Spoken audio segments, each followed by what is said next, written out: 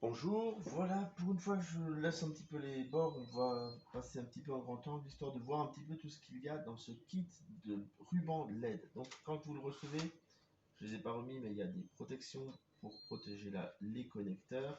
Et ensuite, on vient la dérouler. On a régulièrement ici des zones où on peut couper. Hein, ça c'est pour si on veut raccourcir, allonger, ce genre de choses. Au niveau de la connectique, on a ici une petite flèche, ici une petite flèche, et on met les flèches l'une en face de l'autre, parce qu'il faut savoir que c'est possible de les brancher à l'envers. On fait pareil de l'autre côté. Ensuite, on a ici un capteur infrarouge, c'est pour la télécommande.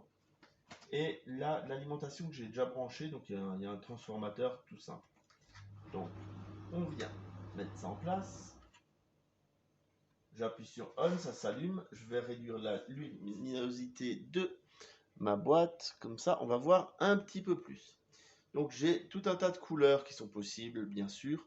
Rouge, vert, bleu, et ainsi de suite.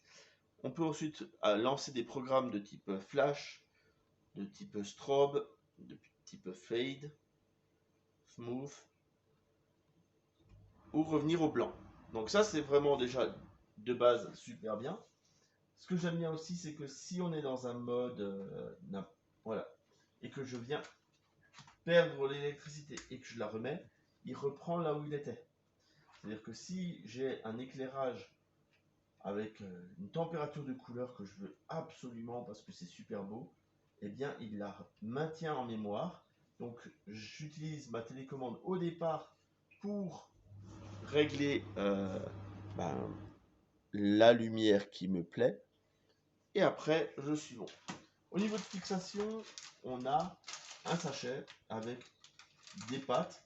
Donc on vient poser la vis et on vient passer la patte par-dessus le ruban de LED. Donc quelque chose de très très classique et standard. Voilà.